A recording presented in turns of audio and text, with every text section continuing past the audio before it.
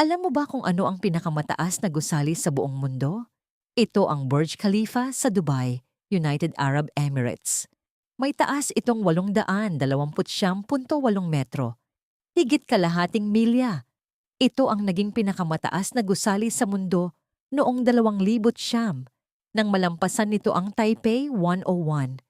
Nagsimula ang konstruksyon nito noong 2004 at natapos ang exterior noong 2009 bago ito opisyal na binuksan noong 2010. Dinisenyo ito ng Skidmore, Owings at Merrill gamit ang Y-shaped design na hango sa Islamic architecture para maging matibay at efficient kahit sobrang taas. Ang pangalan nitong Burj Khalifa ay ipinangalan kay Khalifa bin Zayed Al Nahyan matapos tumulong ang gobyerno ng UAE sa financial crisis ng proyekto. Pero hindi lang engineering ang kahanga-hanga dito. Kapag nasa taas ka, makikita mo ang buong skyline ng Dubai, mga modernong gusali, malawak na disyerto, at ang dagat na umaabot sa horizon.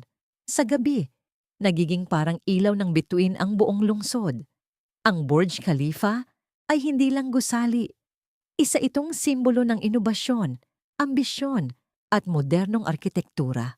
Kung gusto mo ang mga ganitong content, i-click ang follow